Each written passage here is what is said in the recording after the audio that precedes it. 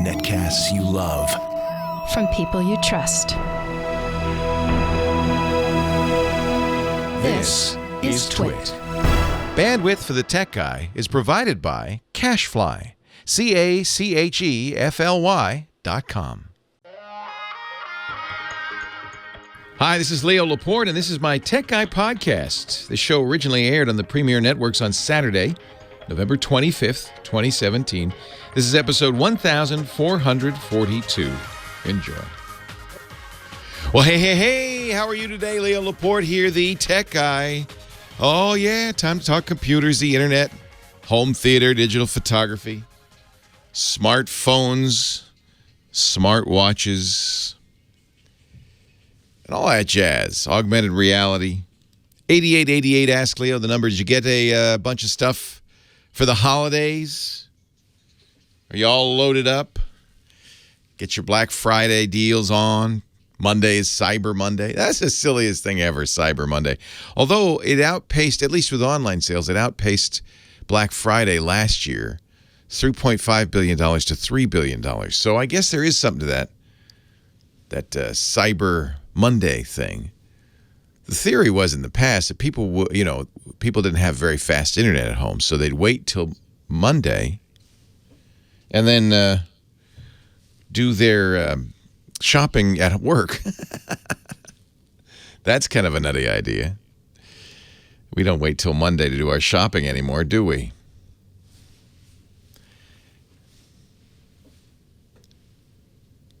But on the other hand, I would imagine if those did anybody get any fist fights on Black Friday? Did gunplay break out? I don't know. Seems like it would be a lot safer online. You don't have to get up early in the morning. But if you do, you're in bed when you're shopping.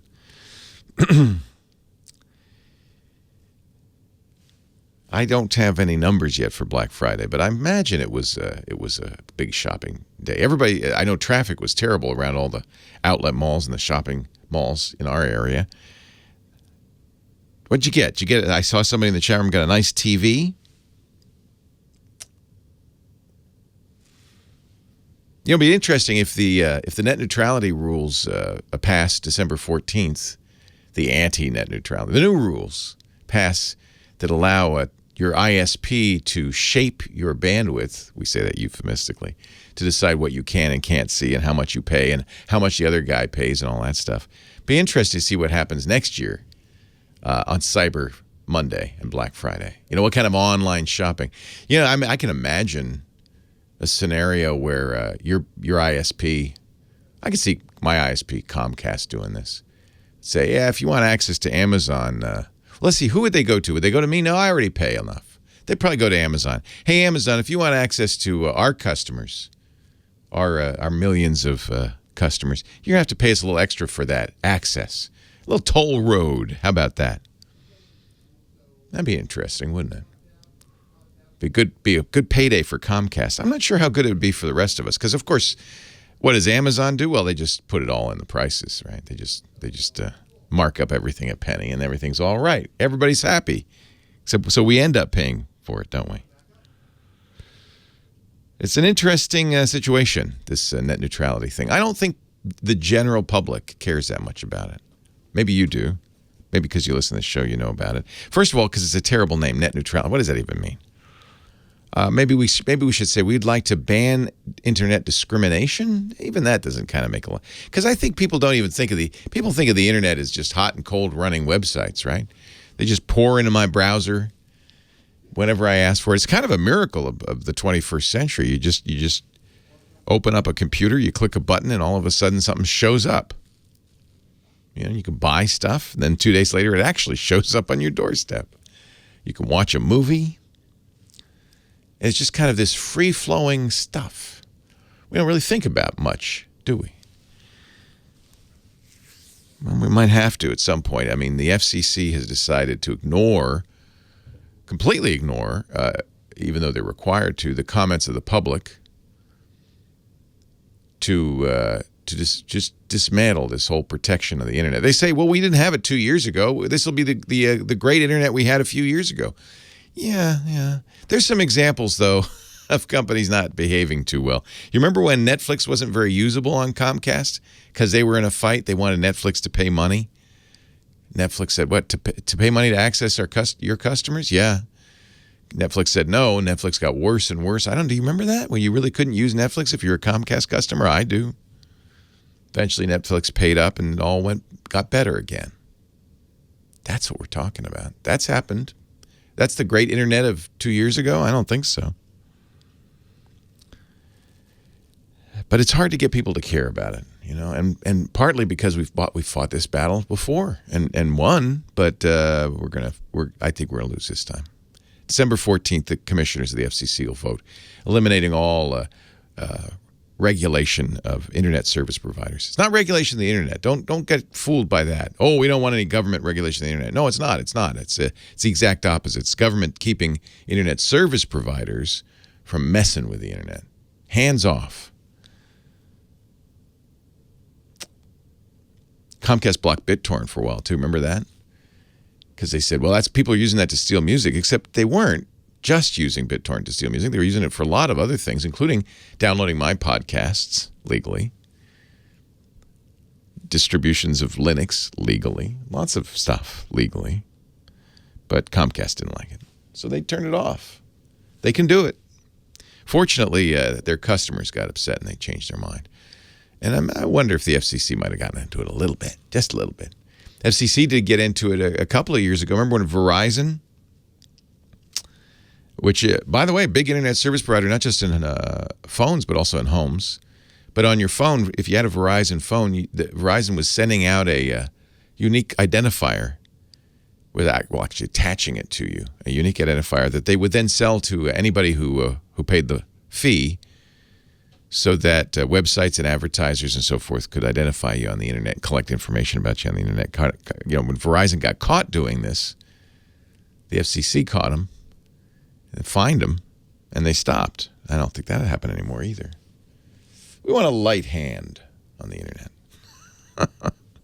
Hey, there's a program you should not buy called Computer Cop. C-O-P. It's billed as an internet safety program, that keeps your kids safe. And the way it keeps your kids safe is it puts a keystroke logger on your computer that takes note of everything that's typed in the computer and then sends it to an email server to send it to you. And then you can see what your kids are doing on the internet. Internet safety, we call it. It was distributed free by many law enforcement and government agencies. 240 agencies distribute it, often as a CD with a picture of some elected law enforcement official, a sheriff, a mayor, a district attorney, right on the cover there. See, I'm giving you this internet safety free. It's a first step to protect children online. In Arizona, the Maricopa County District Attorney's press officer got this together, made marketing materials, said perfect election. Oh, the marketing materials for Computer Cop said perfect election and fundraising tool. Well, it turns out the Electronic Frontier Foundation, good group, another group, by the way, against this new FCC repeal of net neutrality. The Electronic Frontier Foundation said, that's that's a security problem because it's transmitting everything you type on the keyboard without encryption in the clear over the internet to an email server when it's being mailed out again. In other words, anybody who knew you were using this software could capture your keystrokes, get your passwords, your credit card numbers. And then to make matters worse, when they pitched themselves to law enforcement agencies, they circulated a bogus letter of endorsement from an official in the Treasury Department. Treasury Department just concluded its investigation and said, yeah, no, that was bogus. I don't know what's going to happen to Computer Cop, but if you're in San Diego County and your district attorney offers it to you for free, don't take it, don't install it. If you got it, uninstall it. It's a bad idea. Leo Laporte, the tech guy. More of your, actually, we'll start call-ins right after this. Leo Laporte, the tech guy. 8888 Ask Leo. Ooh, look who's there. Happy Thanksgiving, Kim Schaffer. Happy Thanksgiving. Did you have a nice Thanksgiving? I did. Yeah. What did you do? It was more of a Friendsgiving. I sent my parents away to spend time with their brother, or with my brother, and I ended up just having a Friendsgiving with prime rib and. It's the first time I heard turkey. that word this year, and I love it. Friendsgiving. Yeah, I love that idea. I see my family all the time, so may as well just spend time with people I don't see that often. Yeah. Well, that's what you're doing right now. Spending time with people you don't see at all. Answering the phone. I am. Lining up wonderful people. Absolutely. To join us for the... I don't think of this as the Thanksgiving episode. This is the post-Black Friday episode. Did you do any shopping yesterday? Not a single bit, and I'm proud to say it. Oh, man. We could barely get out of the house. We have a factory outlet mall near our house. Oh, yes. And the line to get in it was incredible. You needed to go the other direction. We had to go the opposite direction. Yeah, it was wild. Yeah, no, I heard that the average people spend on Black Friday is about $1,000. Wow. I'm like, I didn't. Wow.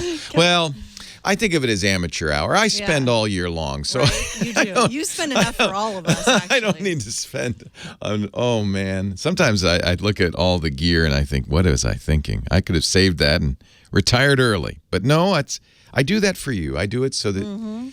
You guys can. I can tell you. Whether it's good or not. I have to find out. It's my job. Yeah, exactly. And that's kind of where Neil from Phoenix is going to take you right now. Oh. He might be having a little buyer's remorse. He wants to get your take on it. All right. Thank you, Kim Schaffer. Hello, Neil. Leo Laporte, the tech guy.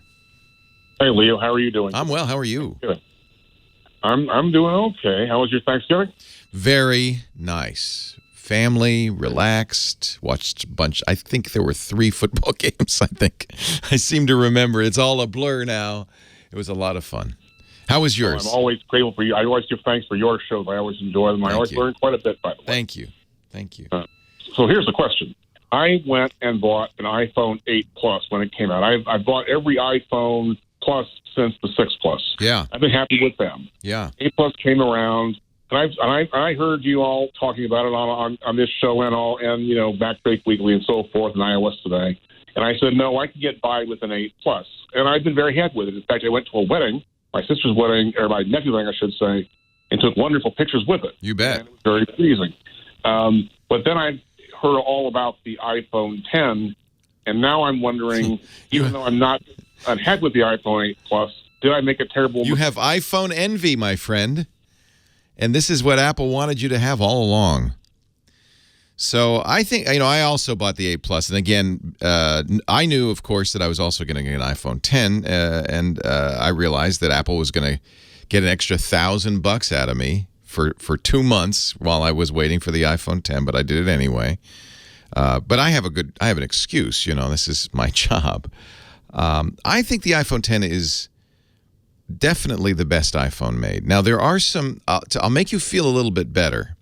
The difference between the two cameras is minimal. It's physically the same hardware with one little exception. There's optical image stabilization on both lenses instead of just the big lens on the 8.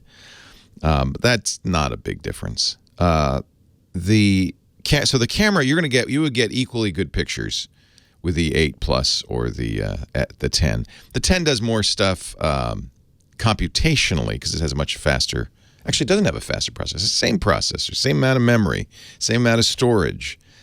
The difference, the really big difference, and some people this is a negative, is they're swapping out your fingerprint reader, Touch ID, for a face recognition system called Face ID. And that has its pros and cons. Touch ID works pretty much every time, right? Unless your hands are wet or you got gloves, mittens on. It pretty much works every time. It works very quickly. You put your finger on the home button and the phone unlocks and is ready to use. Face ID works nearly every time, but there's enough times that, for me, at least once or twice a day, I have to enter in my PIN. So I'm of the opinion Face ID isn't quite as reliable as Touch ID. Apple says it's more secure, but we can only go by what Apple says, which isn't really very handy. They haven't offered any proof. They say that Touch ID has a potential of a false positive, somebody unlocking your phone that's not you, of about 1 in 50,000.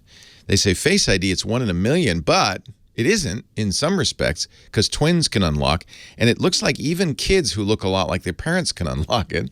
So I'm not yet sold on Face ID, and I know at least one security expert who says I will not use it. I do not trust it. On the other hand, in terms of convenience, it's great because you don't have to, you just hold the phone up and look at it, and it unlocks, and you can have your bank do that. You can have your password manager do that. So it's so fast, it's almost as if as soon as you raise the phone, it's ready to use. But, and I'll point this out too, you raise the phone, it unlocks, then you still have to physically, with one hand, swipe it up. So there's an extra step involved that I'm not crazy about either. You can turn that off in the iPhone 8 Plus. You can have it just unlock with your fingerprint reader and be ready to go. Let me think. What else? Phone quality is the same. The biggest difference is the visible difference, of course, is the screen. The iPhone 10 screen doesn't have, because it has no home button, it has the screen goes all the way to the edge of the phone. But that's a negative too. I'm trying to sell it. I'm trying to downsell it for you. The other negative is it's a smaller usable screen area than you have on your iPhone 8 Plus or a 7 Plus or a 6 Plus, 6S Plus, because there's extra stuff. There's the notch at the top for Face ID, and there's some controls at the bottom because you have a new user interface that involves swiping with your fingers in various directions. So the available real estate on the iPhone 10 is smaller. It's physically smaller in the hand as well. I actually don't. I kind of like that. I don't mind the smaller screen, but you might. And if you look at comparisons of screenshots between the two, you'll see there is in fact less real estate on the iPhone 10. It also costs a couple $100 more. So I don't know if I've reassured you, but I think the iPhone 8 Plus is fine. It's the same processor, same camera, same software. It's an LCD screen on an OLED screen. I think, frankly, if you're happy with the iPhone 8, I'm not sure I would abandon it. Don't get iPhone envy. Well, thank you. I was going to give it up, but I wanted to hear more that I hadn't made some terrible kind of mistakes. You haven't. You haven't. I do think that this is the future of the iPhone, so that next year all the iPhones will be like the iPhone 10. You have the last iPhone with a Touch ID with a fingerprint reader, but I bet you that will give it great resale value because there will be a segment of the market come next year who will say, "But wait, I want a new phone and I don't want this one." Okay? Well, thank you very much. Don't feel bad. Feel good. You got a good phone. Nothing wrong with it. 8888 Ask Leo. Hey, coming up in just a second, our home theater guy, Scott Wilkinson, talking about Black Friday TVs. Leo Laporte, VTech guy. Bump de bump. Ladies and gentlemen, here from his smash engagement at the Hollywood Bowl, Scott Wilkinson, home theater guru. Woohoo! And he joins us each week to talk, of course, about TVs and stereos. But I bet you this week, all anybody wants to talk about is, did I buy the right thing? Did I do the right thing? Yeah, a lot of people are asking that in the chat room. What were I saw a picture. Actually, it was weird because it was, I guess Black Friday spread worldwide. It was Black Friday in Brazil of people fighting over 40-inch high-def TVs. Was there like a doorbuster deal yesterday that just everybody went crazy about here in the States? Well, I don't know. Probably. I mean, I don't look at doorbusters too much because those are typically the captive brands of TV like Element and Scepter and Insignia. And by captive brand, I mean, the brand of Best Buy or the brand of other stores. Who makes those? I mean, they're captive brands, but big companies must make them, right? Big companies must make them. And yeah, I don't know exactly who it is. I focused more on the name brands that were going on sale. And I think, as I mentioned last week, LG put most of its OLED TVs on pretty serious sale, 30% or more, which is really great. Vizio had a slightly less dramatic savings, but many of their TVs were on sale as well. Another one that I really like that some people in the chat room seem to have gotten is the Sony X900E, which is an LCD TV with what's called full array local dimming backlighting, which I always prefer over edge lighting. There's two ways to get light out of an LCD TV. One is putting LEDs around the edge of the screen. The other is to put them in a full array behind the actual screen. And that's always better, particularly if it implements something called local dimming. So if this part of the image is dark, those LEDs can go dim. And if this part of the image is bright, those LEDs can go bright. And so you get a better contrast, better uniformity, just a better overall picture quality, generally speaking. Now, there are a few exceptions, but for the most part, it's true. And the Sony X900E was on pretty significant sale at many stores, and I was very happy to see that. And I am happy to see that some of the people in the chat room here went for it, and I'm sure they'll be very happy about it. Just be sure to pick movie mode or cinema mode right out of the box if you're not going to do any other adjustments. I've said this before. You do that, and you're going to get a much more accurate picture than whatever it comes out of the box in. Okay. So that's my thing there. Now, LG OLEDs, some people in the chat room have asked, which one should I get? I always say get the least expensive one because the panels are all the same. And the LG B7 and C7 are almost the same, except one has a silver bezel and one has a black bezel. Otherwise, they're the same. The panel's the same, processing's the same, and they're much less expensive than the high-end LGs. And so to me, OLED, as I've said many times, is the best picture quality available today. Somebody in the chat room is saying, I want to replace my 15-year-old CRT TV. Yeah, that's a good thing. I would agree. That's time to replace that thing. Although CRTs do have the advantage of super deep blacks that only OLED TVs can now match and even exceed. But if you're going to get an LCD TV, it's not going to look as deep dark black, the lowest possible light output, as an OLED or a CRT. That was one of its claims to fame. The other claim to fame it had was lack of motion blur. You know, when something's moving fast across the screen or a camera is panning fast, everything looks very blurry on an LCD TV, even an OLED, because of the way that they display the image. CRTs didn't have that trouble. So we're losing something. Neither did plasmas, but they're gone too. So in the terms of motion blur, the best technologies are no longer available, which is disappointing. I would have thought OLED didn't have that problem. No, I'm afraid it does. Yeah. And the reason it does is the way that it puts images onto the screen, right. Which is a process called sample and hold. Oh, and basically, yeah, puts the entire picture on the screen and holds it there for the entire frame. Right. And then the next frame comes along, and then the next one, and the next one. And when you do it that way, things in motion tend to look blurrier. Yeah.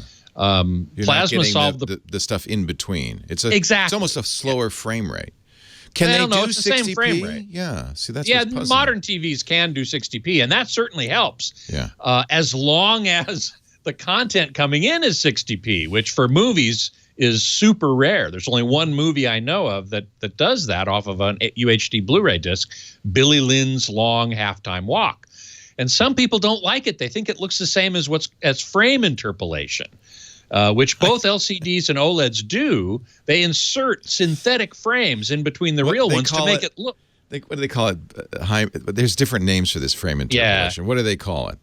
Well, motion interpolation. You can't look in the menu for frame interpolation or motion. They won't say that. No, you can't. Every company has their own name for it. LG, it's called True Motion, I believe, and Sony has its own name. This is a real problem. I saw a great tweet on Thanksgiving. A guy said, "My Thanksgiving gift to all my relatives is to sneak in to their living room and turn off frame interpolation on their TV." Exactly. Many people hate it. They don't know it. They don't know it's on. It's generally on by default, right? 120 frames. Yes. Yep. It is, and it makes the image look like. They call it the soap opera effect because it makes it look like video. Yeah. Now, when you're watching video, actual video, like a newscast or something that was shot for video specifically, it doesn't make that big a difference. But when you're looking at a movie, then it starts making a big difference. So you have to kind of choose between, do I want the motion to look sharp and not to look cinematic, to look more video-like, or do I want it to look more like a real movie and live through the motion blur? And most geeks like me prefer the cinematic view that has more motion blur in it. Although it's funny because we've talked about this before. We're conditioned by the old film motion pictures to a very slow frame rate of 24 frames per second. Yes. And to think of that aesthetically as pleasing, but it really isn't technically very good. No, right? it isn't. That's why people like director James Cameron are lobbying for movies with higher frame rates and higher resolutions. Yep. I'm still waiting to find out if Avatar 2, 3, 4, and 5, which are in the works and being planned. Oh, that's terrifying. I know. If they're going to, I'm sure they're going to be shot at a high frame rate. I don't know whether it's 48 or 60 yet, but I hope to find out. What kind of cameras? They're not using film cameras, obviously. They're no. They're using digital cameras. Yeah, like the Red or the Sony F65. So there are cameras that are capable of these high frame rates. Oh, yeah, absolutely. And of course, they're at least 4K, usually more than that, right? More than that now, exactly. Yeah. And high dynamic range. So you're getting it all in these new cameras. And we're getting more and more TVs and projectors and so on that can display all of that, which is really great because it looks so much better. I just last night went and saw Coco, Pixar's new movie. Beautiful high dynamic range, beautiful color. I bet that'll be a good DVD. UHD. Oh, it'll be a great one. Now that one's not on camera. That's an animation. Well, so that's it's all in the often the best camera. Yeah, right. Although I was surprised at how much motion blur there was in that movie. Was it as good as Trolls Part 2? Scott Wilkinson. He's the editor at the AVS Forum. That's what he talks about incessantly, all this stuff, audio and video. And you find his articles there, avsforum.com, and you'll find him here almost every week talking about home theater. Thank you, Scott. Leo Laporte, the tech guy. More calls, 8888 Ask Leo after this.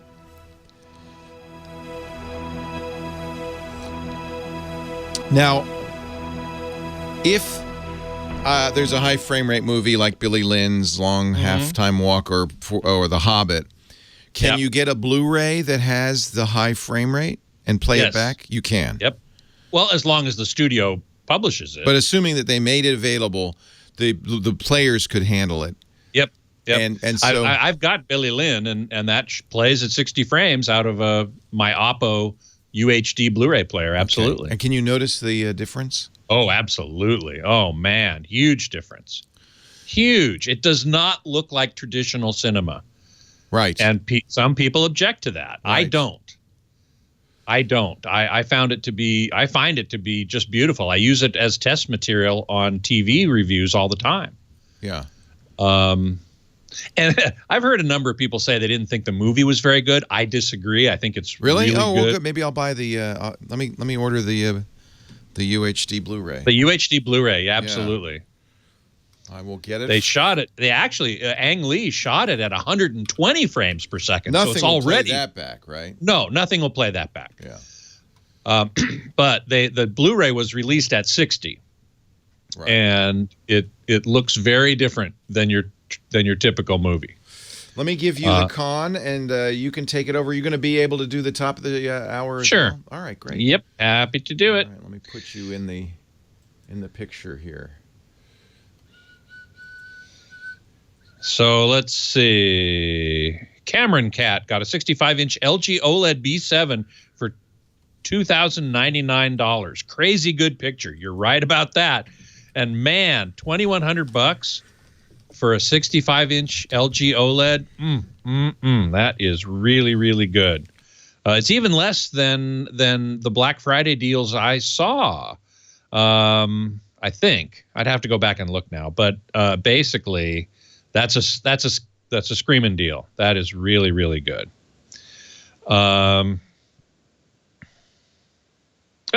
Mick says, I went to the living room to see how the Ohio State-Michigan game looked on that 55-inch Sharp. He earlier in the we had a discussion about he had just gotten, I guess, a Sharp TV on Black Friday. And on a scale of 1 to 10, I'd give it a 3. Exactly what you said. Action looks bad, and it does. Well, there you go. And if it looks bad because it looks kind of soap opera-y, then motion interpolation is turned on, which, as Leo said, it is typically by default. And I don't remember what Sharp calls that function. They have some name for it. And if you turn it off, you're going to get more blur, but it's going to look less video-y. Plasticky. Cheers to Sybil. Live long and prosper. My Star Trek friend. Friendly Manitoba. Good to see you. Tech William. iPhone 3270 got the Onkyo TXR 373 receiver. Pretty good. I like Onkyo products quite a bit. I saw a couple on Black Friday sale. I saw the 656 for, I don't know, a couple $100 maybe, something like that. Einstein is asking, is the max refresh rate on 4K TVs 120 hertz?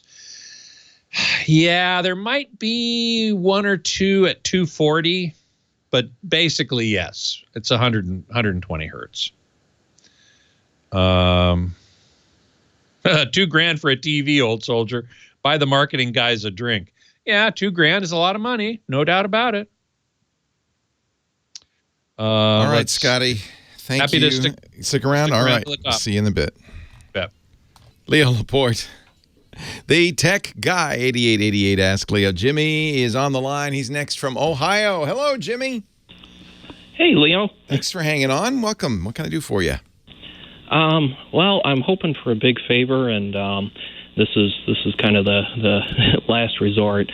My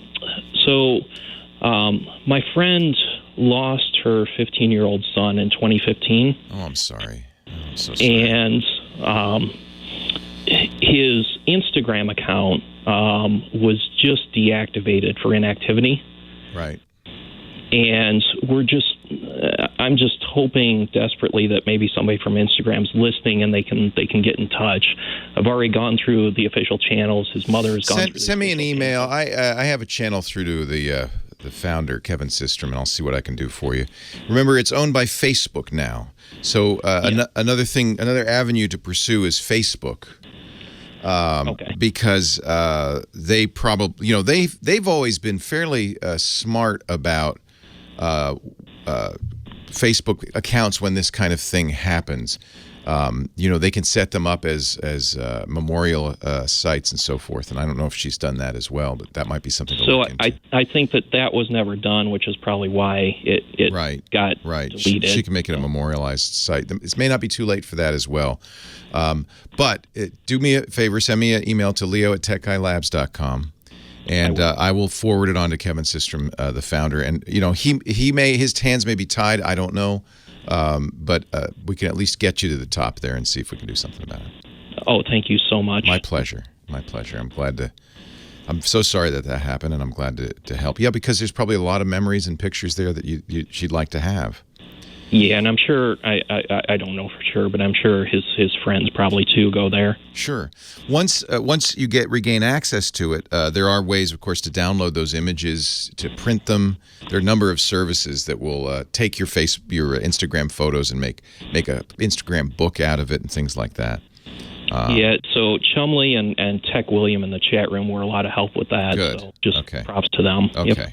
Well, I'm glad you called. I'm very, very sorry about that, and we'll see what we can do. Can't make any promises, but I can at least send an email to the guy in charge. Thank you so much. See much. what we do. Yeah, my pleasure, Jimmy. I'm sorry about that. Orly is in San Diego. Our next call. Hi, Orly. Hi, Leo. How are you? I'm great. Welcome to the show. Thanks. Listen, I don't want to put any undue pressure on you, but my husband swears by you. As long as he doesn't swear at me, I'm okay. Yeah, that's true. You can do both. It's okay. Both are allowed. Well, so you wanted to know more about web hosting? Are you looking to set up a website? Yeah. So here's my little story. I actually invented something, And I'm in the process of getting it patented. And so now I'm trying to figure out marketing. So I wanted to create a website, and I've been looking through reviews online of different websites, and I'm getting wrapped around the axle. I don't understand it because there's you talk about WordPress a lot. Yeah, I use WordPress.com. So they're a sponsor too. So basically, at its fundamental, every website is very, very simple. When you connect to a website, you are connecting to a computer, a personal computer, that has some stuff on it. Images, text, information about how to draw the page, what fonts to use, what images, where to put things. That's in a language called HTML, Hypertext Markup Language. There's also style sheets, CSS. So there's a bunch of, and really they're all, except for the images and any audio or video, they're all text files. So they're just sitting on a hard drive on a server. When you enter in a website's name, your browser goes out over the internet, finds that server, that one and only computer, says, give me those things. And if you give it to me, I know how to take HTML and CSS and images and text and make a beautiful web page. And that's what the browser does. It gets the raw material and makes a page out of it. So when you're talking about web hosting, what you're really doing is you're finding somebody who has a computer that's publicly available on the internet that you can put your stuff on. And of course, there's a variety of other services they may provide, but that's what a web server is. It's running a program that waits for a computer to come and say, give me your stuff. Knock, knock. It's, it's Orly here. I'd like yahoo.com. And that server gives it back to your browser and it renders it. So if you want to have a website, you need somewhere that's doing that. Sometimes people even think about putting it in their closet at home, but that you don't really want to do that. These web hosting companies are bad. They have generators, their power's backed up, they're cooled. They have much faster connections to the internet, much, much faster than you do at home, often 1 million bits per second or more, sometimes billions of bits per second. So you can take advantage of that. So if a lot of people visit, they find out about Orly's great invention, they go, oh, I got to find out about it. They can all go to that place at the same time, and it won't choke. So they're more powerful than your average PC in your closet. Now, there are companies that do this and just give you the bare metal. You can go to a company, we used to use a company IBM owns called SoftLayer. They have network operations centers in a variety of cities. Dallas was where they started, but they're also on the East Coast and the West Coast. Your stuff lives on a computer in one of those centers, those data centers, and you pay them. In fact, you can buy a whole computer, or you can say, I want to share it with other people. That's cheaper. That's called a shared hosting, one computer, many sites. Just depends how much you want to pay. And then the way it worked at SoftLayer, I'm responsible for going there, installing, putting my stuff up there so that there's pages. There's also people who offer hosting plus. WordPress.com is one of them, but there's also Blogger, there's Squarespace, there's Tumblr. Many companies that do this, and they have software that makes it very easy for you to put your stuff on their computers. They still serve it up. Tumblr's a good example. This is a Yahoo property, TUMBLR.com. It's free to set up a site. You can put links up there and so forth. You'll get an address. It'll be something like orly.tumblr.com. It won't be, orlysgreatinvention.com. But that's serving up those content, and it gives you an interface that's easy to do. And it gives you templates so that you can say, without knowing anything about design, you could say, oh, that's a pretty one. I'd like it to look like that. WordPress is a little more fancy than that. They have, they also have business offerings and so forth. They're not free, though. So, Can I ask you something? Here's where I get a little confused. I mean, I understand that on a high level. But as I'm looking through this list, this one particular review site that lists a whole bunch of hosts. Don't trust those, by the way. Most of those are affiliated with some site or other and have affiliate links. They make money when you buy. So you can't trust those reviews at all. Okay, but here's where I'm getting confused, because many of the ones that are many of the hosts Hold on just a second. I do want to continue this. So we got to take a break for news at the top of the hour. I'm going to hold you over if you don't mind. And I want to break through the confusion because this is something everybody ought to know. Leo Laporte, the tech guy. So, Orly, can you hold on for a few minutes? Thank you. Okay, because I want to answer all your questions. This is stuff people just kind of take for granted. I think they ought to know. So I like doing this. So hang on. Yes, sir. All right. Meanwhile, my good friend and compadre, Santa Claus, is here. And he brought you some nice TVs for Christmas. I did. And I do want to say, anyone watching from L.A., next Sunday, December 3rd, Tuba Christmas. I forgot to mention. I'll mention it when we come back, Scott. I Would apologize. you? Yeah, of course. That'd be great. I forgot Sunday. Next Sunday, December 3rd, okay, 7 p.m. All the information is at tubachristmasla.com. Fortunately, you'll be able to plug it again next Saturday. Next Saturday. Is it XMAS? No, it's spelled out, Christmas. tubachristmasla.com. All right. tubachristmasla.com. I'll give you a plug when we get back. Great. All thanks. Yours. Twisted Mister, sorry, no bagpipes, only tubas. Yes, Tuba Christmas returns. This is the 42nd year in LA and the 44th of Tuba Christmas overall. It happens all over the country and other places around the world as well, but mostly in the U.S. 200 cities or something.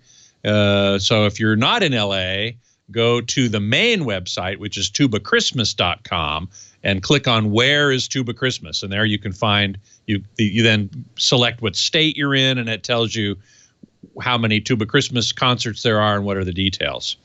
But in LA, I'm the director of Tuba Christmas LA. So I'm the MC of the show. And look, there's a picture of me for those of you who are watching the and Mike Heiss. It's almost time for Hanukkah in Santa Monica. My wife, Joanna, is actually got a new arrangement this year she's going to sing called O ihr kleine Lichterlech, which is Oh, you beautiful little candles of the Hanukkah tradition. And it's in Yiddish. We have a couple of Tuba Hanukkah songs in Hebrew, but this one's in Yiddish, so that's going to be pretty cool. Emily the Strange, no sackbut Christmas. Not, I'm afraid not. The tubas do not require amplification 9.5. No, you can get 100 tubas together. You do not need amplification. The hall where we're playing is gorgeous, and you wouldn't need amplification in there anyway. 1,200-seat auditorium, but beautiful acoustics, really great. So I, Uas Dwis, talk about motion blur. All right, I talked a lot about motion blur before. So anybody else have any other questions for me? We've been talking a lot about frame interpolation, and I was right. LG calls it true motion, TRUMOTION. And somebody asked me about whether or not it would be good for sports. And the answer is yes. It's bad for movies, but good for sports. And I should have made that point before, because sports typically are shot at 30 frames per second because it's video. It's meant to be shown on TV rather than in a movie theater. And so they shoot it typically at 30 or even 60. And so turning on motion interpolation either won't do anything or it won't look nearly as different as without it. Whereas with a movie at 24 frames per second, it looks very different. And it does. And you have to decide whether you like that or not. But for sports, which you want sharp motion, right? Because balls are flying through the air and people are running around, then you definitely want sharper motion. And so I would turn on frame interpolation for sports, but maybe not for movies. Let's see. Can you imagine Bagpipe Christmas? Oh, man, that would be something.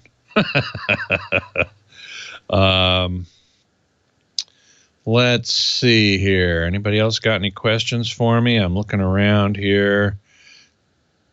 Yes, Mike Heiss. Good to see you, Mike. Yes, we're having a food truck at Tuba Christmas.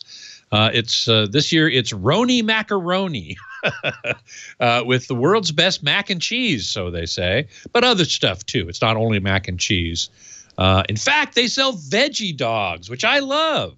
I don't eat regular hot dogs, but they sell veggie dogs, so I'm definitely going to get one of those. Thank you, Mick. I appreciate that. iPhone 3270. Have either Leo or I tried hooking up an Atmos system to a PC? No, I have not tried that. How does Windows deal with it? That's a good question. Boy, if you had a Blu-ray, say, with an Atmos soundtrack, and you wanted to play it on a PC, how would you do that? Would the PC be able to do it? I honestly don't know. Some streaming services, and I can't remember off the top of my head which ones, do provide Atmos. Netflix might be one of them.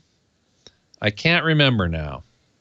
But I have not tried to do that from a PC. And if you what I was thinking of was maybe if you streamed an Atmos title from Netflix or whoever provides Atmos soundtracks, you might be able to get Atmos that way. The PC would have to have HDMI out, and it would have to be able to pass the bit stream, basically, the Atmos bit stream from the PC to an AV receiver. I don't think you could hook up speakers directly to a PC. You need some sort of amplification anyway, and you need decoding, which the PCs typically don't do. So you would have an AV receiver and an Atmos speaker system, or an Atmos soundbar, perhaps, of which there are a few, and that then you could do it. So basically, all the PC needs to do is pass the bit stream, the encoded Atmos bit stream, onto the AVR. And I don't know if they typically do that.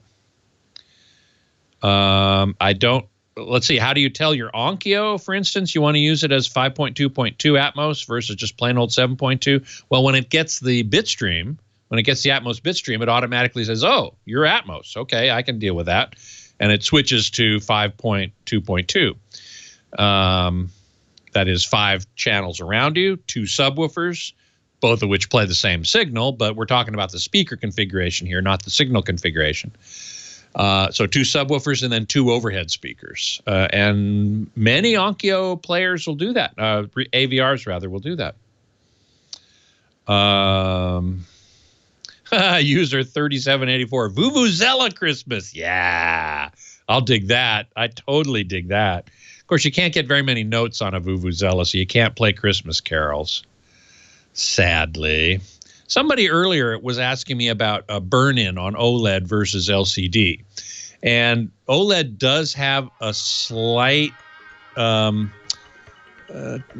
has a slight possibility of burn-in if you leave a static image on the screen for many hours, or probably days, more likely, or if you leave it turned on for days to a news channel with a ticker at the bottom, or video games with a static element like a scoreboard, something like that, then yes, it's possible.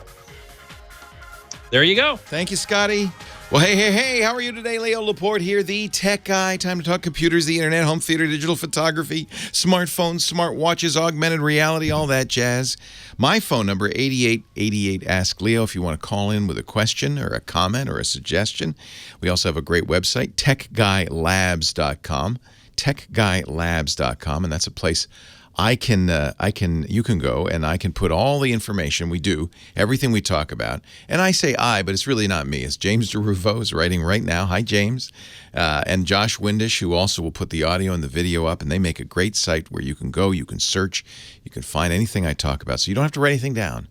You can even listen to the show or watch it after the fact. Yeah, we make video too.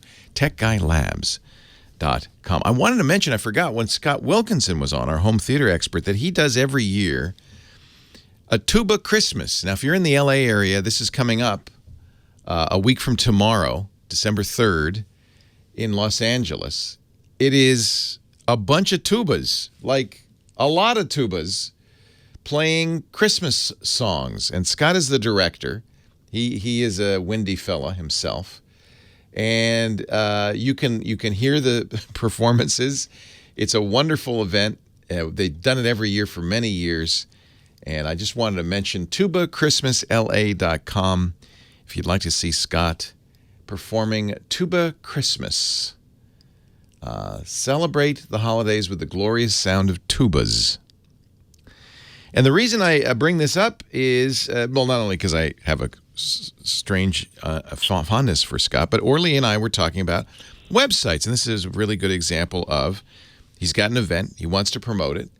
He goes, this looks like it's WordPress, I'm not sure, but he goes and he registers a domain name, tubachristmasla.com, goes to somewhere like WordPress, sets the site up, and now people can go there, buy tickets, find out more, that kind of thing. So Orly, you said you had some questions. We were talking about setting up Orly's website for her great invention. Yeah. So, actually, while it was on hold, I was reading this a little more carefully. But what I was saying to you is that I was looking at several sites that had the reviews, which you told me to take with a grain of salt. Exactly. Here's my specific point of confusion. I know that one of your sponsors is WordPress. Right. And as I'm looking through these reviews, it seems like many of the sites actually mention WordPress. But as I was looking closer... Yeah. So WordPress, it can be run two ways.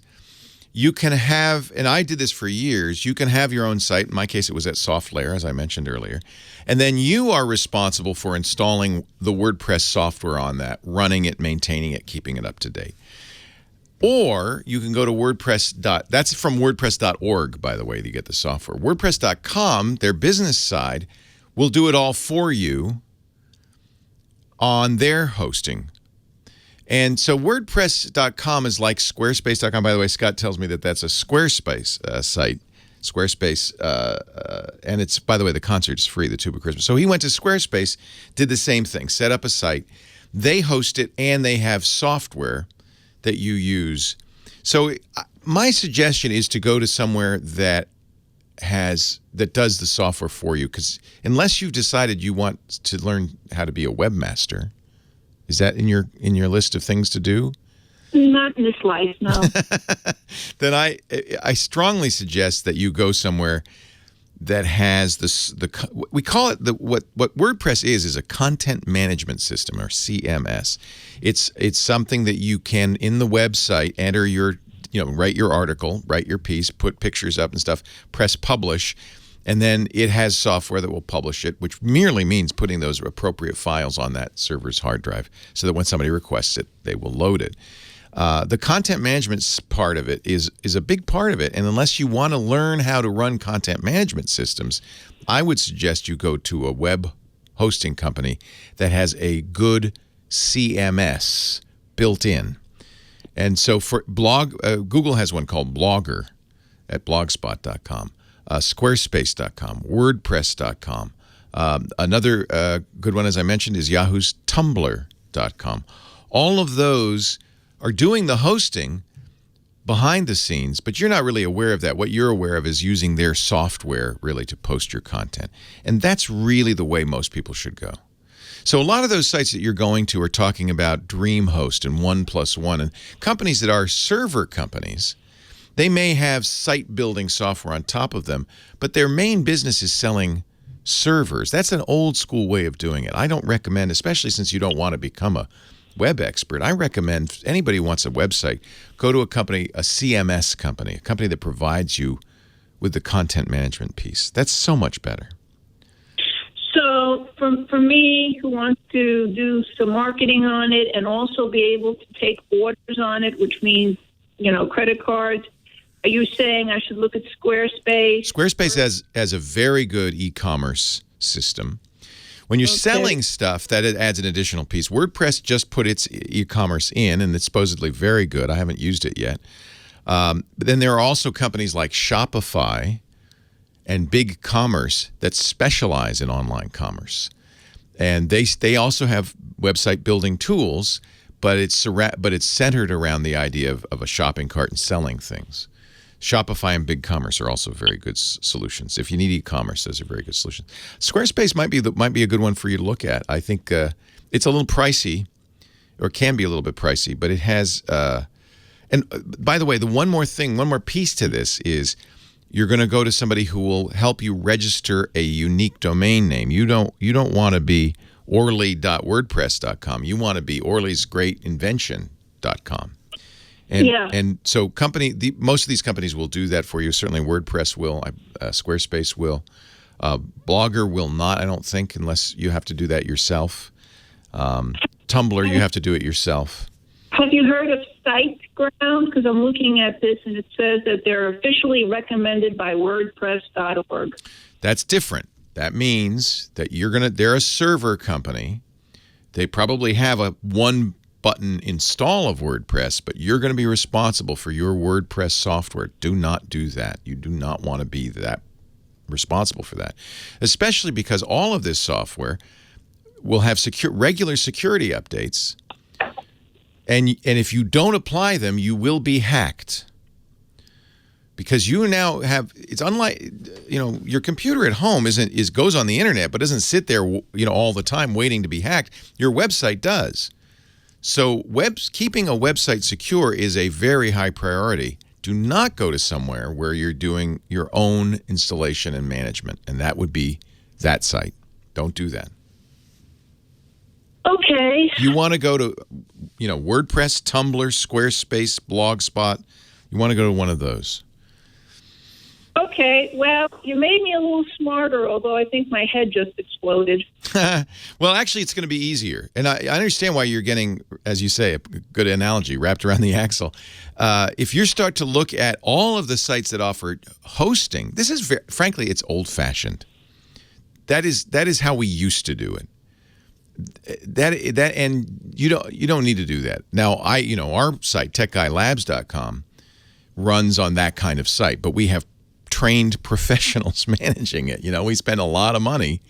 We spent $250,000 designing and building the site, and we spend probably $6,000 or $7,000 a month maintaining it. You don't want to do that, do you?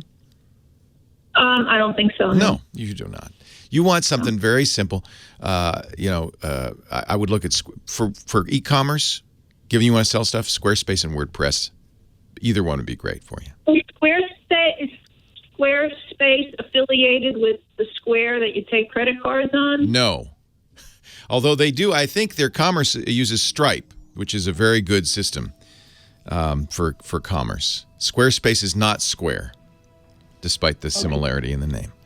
Both are very good. I'd have no hesitation recommending either one for you. What you probably should do is get a trial site on both of them, see which one you feel comfortable with, which system you like better, and go with that one. Leo Laporte, the tech guy. Leo Laporte, the tech guy, 8888. Ask Leo. Back to the phones we go. Chuck from TO, Thousand Oaks. Hi, Chuck. Hey, Leo. How are you? I'm great. How are you? I'm terrific, and I suddenly realized when I was calling in I didn't really describe my issue correctly, maybe to... That's okay. Because I'm trying actually to follow in your footsteps and do an online video show. Oh, that's crazy. Don't. Okay, go ahead. Oh, if I could only talk to myself 10 years ago, I might have done something differently. It's expensive, I guess, is the biggest thing. But but I shouldn't talk you out of it because there's lots of good reasons to do it. So what do you want to do? I'm not going to do it to the extent that you're doing it, but I'm trying to do it in a way that isn't terribly expensive. Well, it's easier now. It used to be, actually. You can do it I did it kind of an old school way with multiple cameras and studio lights and very big, expensive servers, and that was kind of nuts. Well, I'm doing it the new school way with no studio, Perfect. No studio cameras. Perfect. And bringing in people on webcams. That's and a great way. Yeah. Their own office. Yeah. And, really, what we've learned, I'll tell you what I've learned from being a podcaster now since 2000. All over, and I suddenly realized people don't want to pay, $1,500 for a conference pass and go to a hotel necessarily. And this is a way where we can see some of the same people from that conference live and repeated. But I've run into a roadblock on YouTube, And I thought I want to put this up on Facebook Live and YouTube Live and my website and maybe some other websites. And so I established a new YouTube website under my personal name, but then they allow you to set up another, entity. And it was up for one day without any content at all, and it got flagged. And they allow you, they give you a full page of all the different reasons why they could flag it. And they flagged my page for violating community standards, but I haven't put anything up on the page. There's nothing there to violate community standards. All you need to do is appeal it. Any idea how long that might take? It shouldn't take more than a day or two. See, it got flagged. So as you'll probably notice as you browse around on YouTube, you can, as a user, flag it anytime you want. And what happened probably is somebody ran across it, maybe a competitor, maybe somebody who knows you and doesn't like you, or just by accident and said, this is inappropriate content. And YouTube will automatically take it down until you appeal and say, no, look, there's no content. And they'll go, oh, yeah, that was dumb. And they won't. You just got reported by somebody. If there's no content there, unless the name is the name a trademark or a bad word? There's no bad word. The name is similar to my old conference, the name of which I own the conference name. It could be. I mean, that would be but they wouldn't know that unless somebody reported it. So you got reported. If you appeal it and say there's no content there, they'll almost certainly automatically, check through all of your stuff to make sure there's no bad words. You're not using others' trademarks. You're not in some way implying that what you're doing is owned by some other company, not affiliated with CBS Radio, that kind of thing. Make sure you're not. Those would be legitimate causes for YouTube upon examining you to keep you from going back up. But if it's completely benign and somebody just reported you and they just did it by accident, then they err on the side of caution because they're massive and there's hundreds of thousands of hours being uploaded every single day. So they ban it, they block it, and expect that, well, if it's really a human, he'll repeal it, and then we'll look at it and we'll go, oh, yeah, never mind. No human has looked at it yet, almost chances are. So I would just scrub through it, make sure you're not, you couldn't be seen as trying to appear to be something you're not, the DuPont radio hour or whatever it is. And as long as it's not, there's nothing like that going on in the description of the title, there's no content there, there's no reason to ban you. Now, I have to say, one of the things we have learned, as I was about to say, from podcasting for all this time is content is so much more important than anything else. You can spend a lot of money on fancy sets and lights and all that stuff. And I happen to come from a professional broadcast background, and so I had those standards in my head, and I tried to live up to those standards, and I think we did. But frankly, if you were starting a podcast today, I would do exactly what you're doing. I would use YouTube and Facebook Live, and I wouldn't spend a lot of money on lights. Here's the key. The content rules, but you shouldn't let your production value get in the way of the content either. So if people can't, for instance, your phone was scratchy and breaking up, that's a bad thing. So you want to make sure that your quality of your audio, and if you're doing video is not annoying or gets in the way of the content. But as long as people can hear you clearly and see what they want to see, it doesn't have to look like professional television. That's one thing we've really learned. It just needs to get the content across. Read the rules and make sure you haven't violated them. Obviously, there's nothing inappropriate in your feed because there's no videos there. I'm sure that they will take your appeal. Let's go down under. Trent's on the line from Australia. Hi, Trent. Hi, Leah. How are you? I'm great. Welcome to the show. I appreciate your calling. Yeah, thank you very much. Thank you for taking my call. Where in Australia are you? It's a big country. I'm in Adelaide, so right in the middle, down the bottom. I want to know where Adelaide is. Well, it's good to talk to you. What can I do for you? I'm a teacher at a primary school, and we're wanting to set up a multimedia lab and wanting to stream chroma key content around the school. Oh, fun. And, yeah, so kids should love that. But just wanting to I know you've done similar things with streaming video, just wondering what kind of boxes we need to make that happen. So chroma key is, and just for people listening, the thing the weatherman uses, he's not really standing in front of a giant map. He's standing in front of a completely green screen that has a map superimposed on it using the switcher. Chroma key's gotten very affordable and available. Do you want to do it live or after the fact? I'd love to do it live because the kids still don't quite understand what's going on behind them, so if they can see. Yeah, live is nice, but live is a little more complicated. We use switchers from a company called Newtek, N-E-W-T-E-K. It's called the TriCaster, and it has built-in very, very sophisticated keying software. We actually don't use it because I prefer physical sets. And that was part of the big expense that I probably could have avoided building physical sets. But because I like it to have a sense of place. And because keying, where you will spend money on good keying is the lighting. Lighting is everything. The green screen, you can just paint green, but you need to light it smoothly and evenly, and you make sure that the people in front of it aren't casting shadows on and all sorts of things like that. But given appropriate lighting, even relatively inexpensive boxes like the TriCaster do an amazing job. Kids who are watching will know that your students aren't in space or in Afghanistan or wherever, or in front of the Eiffel Tower, wherever you want to do it. Now, there are software solutions that you can do on a PC. They're not going to work as well as a TriCaster, but they will be a lot more affordable. Manycam, David Liz in the chat room tells me, is $50, works on Windows PC, and we'll do chroma key and all of that.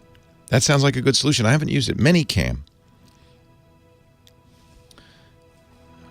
We just had to take a quick break. There are other solutions that you can use, like Wirecast. I think Wirecast does chroma key software. It's a little more expensive. It's $700. Do you have budget for this, or? Yeah, we've got roughly between $7.5 US and all right. So Wirecast is. So the other thing you may want is the ability to have multiple cameras and switch between them. I mean, there's all sorts of other features you may or may not want. I would look at this Manycam. Looks pretty good. It's live streaming. Lots of people use it. It supports chroma keying. You can try it for free. There's a lot to be said for that. And then we use or have used Wirecast, which is a little bit more pro product. That's a little more expensive. But both of these will run on standard PCs or even laptops, which is pretty cool. Okay, that's cool. So that's a couple of good ones to look at. And the streaming is just on the local network. It doesn't go offsite. You could do either. So, yeah, you absolutely could stream on the local network. And if you wanted to, you can stream to an endpoint and put it on, Facebook Live, YouTube Live. There are lots of places that will support live streaming for free. Okay. All right. Brilliant. Yeah. Have fun. Wonderful. I really appreciate your call. It's nice to talk to you. All right. Take care, Trent. Bye-bye. Johnny Jet is a traveling man. He's our travel guru. JohnnyJet.com is his website, and he joins us each week to talk about using technology to improve your travels, whether it's for vacation or business. Hello, Johnny. Hello, Leo. How are you?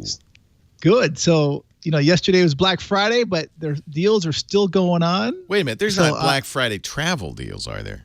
Of course there are. Really? Are you kidding me? The travel industry just jumps all over that. And Cyber Monday. So they're usually good for the whole weekend, although I created 2 different posts, one for Black Friday, one for Cyber Mondays, but the Black Friday one is all you really need. All right. And some of the highlights, you can find everything from clothing like Scotty Vest 30% off to Singapore Airlines, $449 round trip in economy to Tokyo. Cathay Pacific has really good business class deals. Singapore actually has a really good deal too. $3,000, actually under $3,000 to Tokyo, and I think even to Singapore. And they fly all over. Now, do you have to travel now, or can you book these? How far ahead? No. These are for, you have to look at the. Usually it's like fine print. 6 months, right, or something like that. Some of them are up to the summer, usually around May. Wow. But I don't know exactly on these.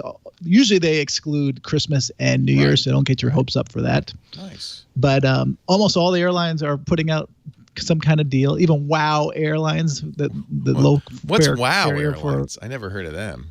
They're the purple plane that you see. They're based in Reykjavik. Oh, they're Iceland. Icelandic. They had $99 fares, but they get you on the bags, Right. your seat assignments, all that stuff. Right, But right. hey, if you can pack light, although Iceland, it's difficult to pack light because it's not that warm.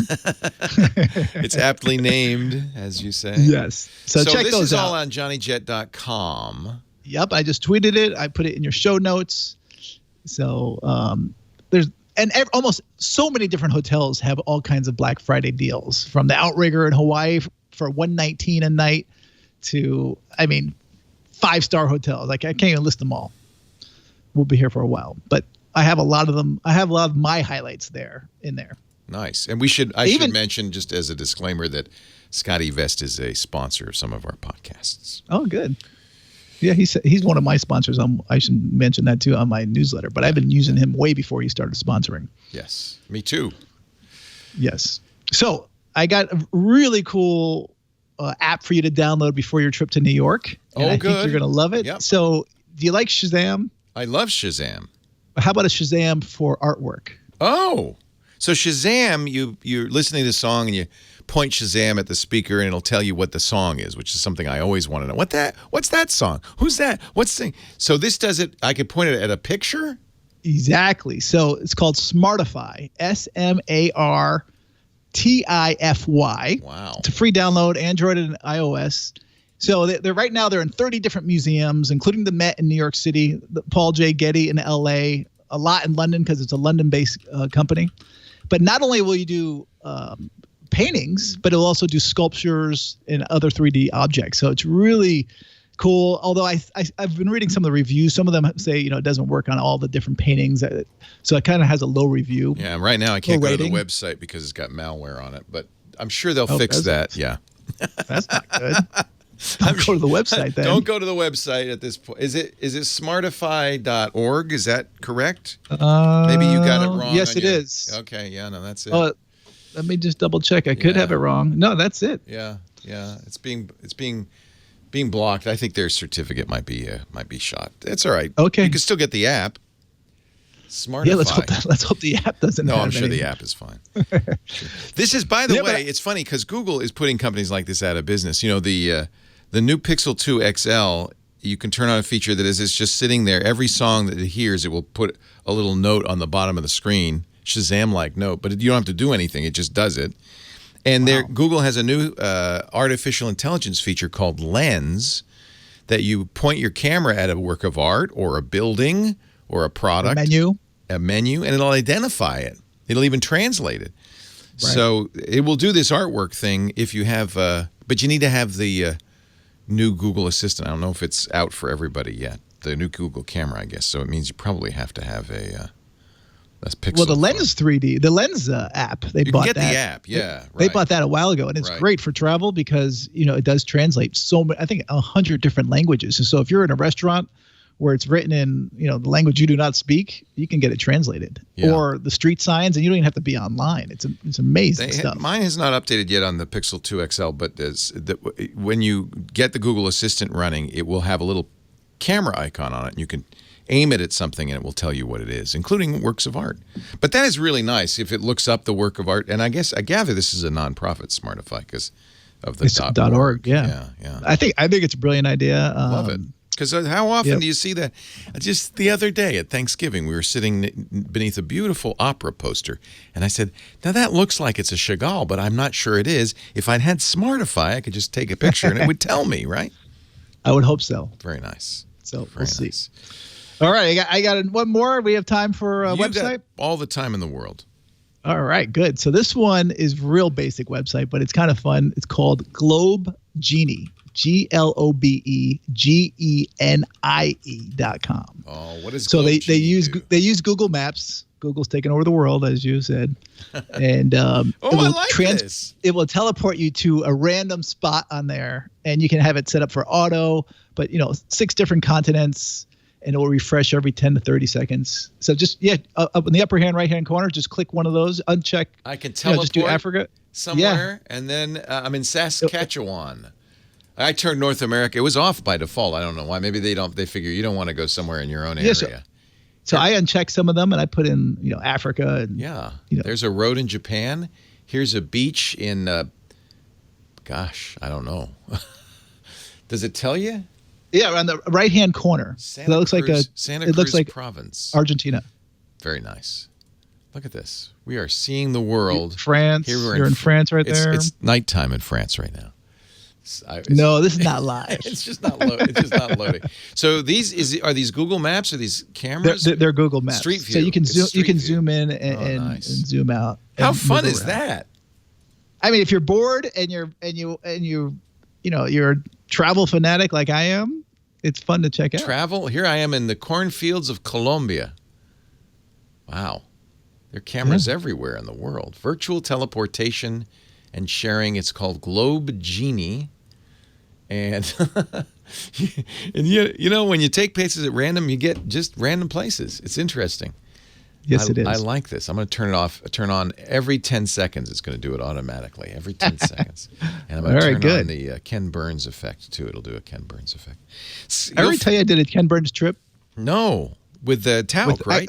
With Talc, yeah, because he works closely with them. But yeah. We did the Baseball Hall of Fame. Oh, you did tell me that. Was Ken there?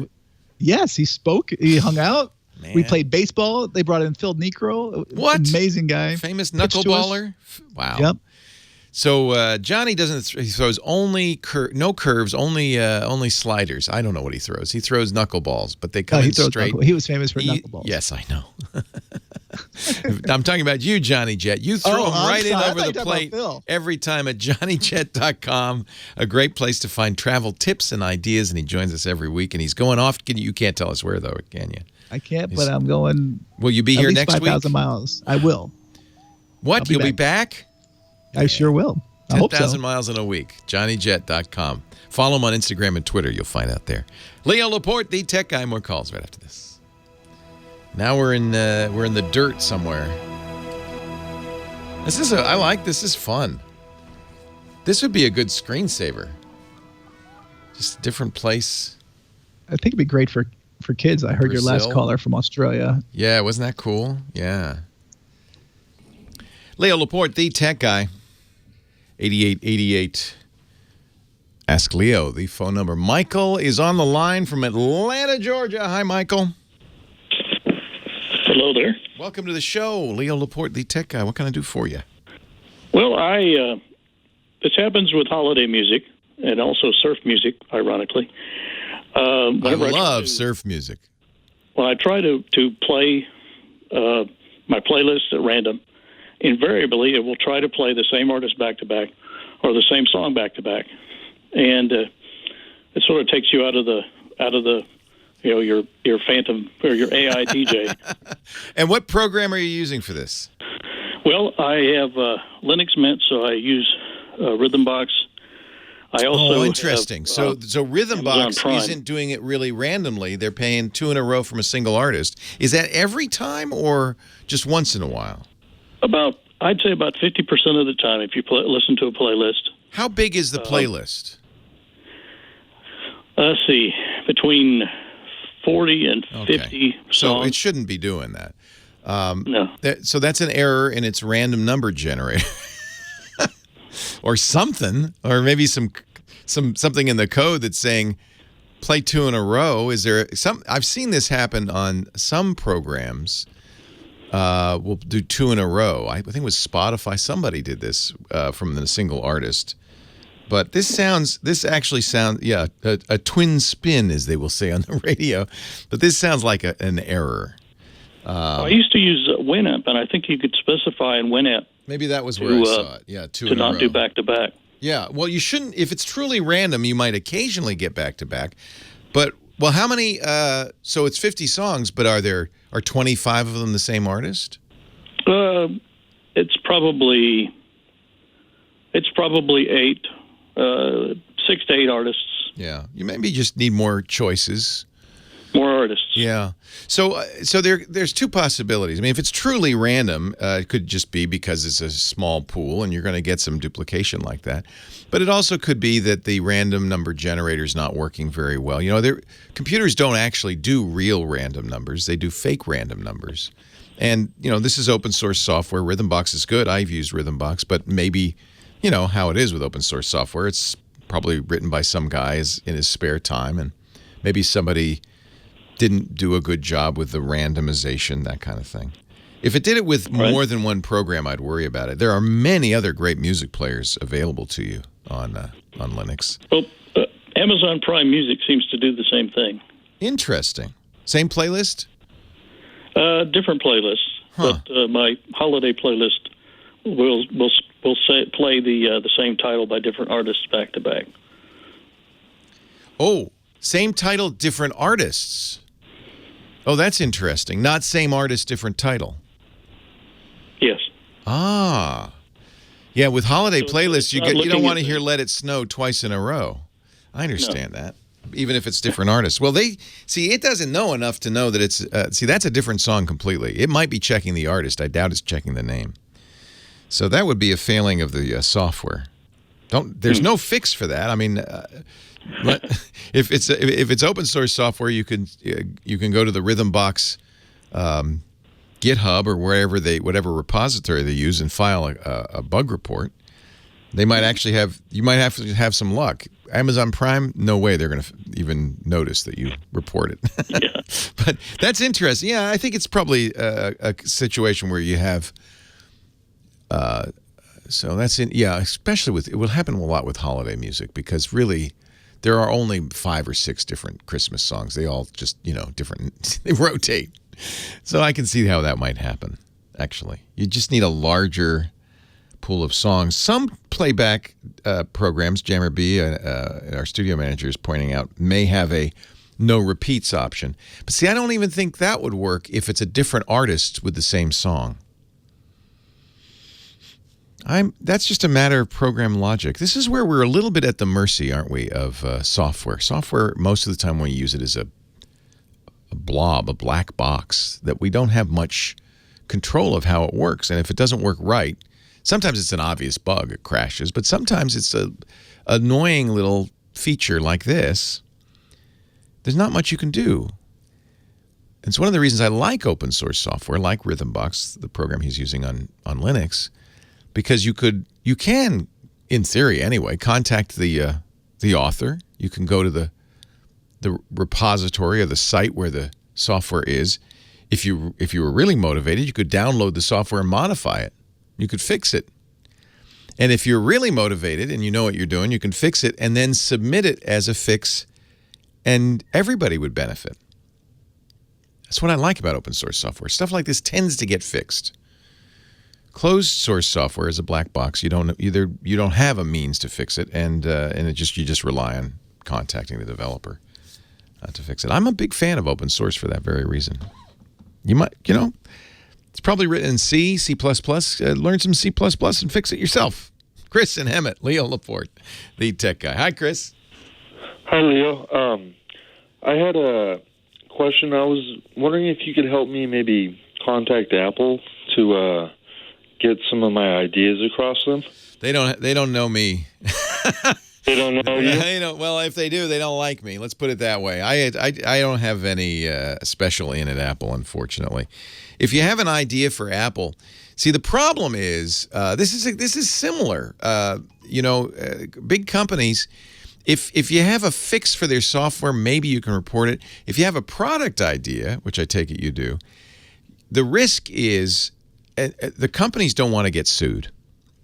And I can tell you this from when I worked in a television network. People sent ideas for shows to us all the time. And the protocol for this was that if you get an idea for the show and for a show to do in the email, you're not allowed to read it.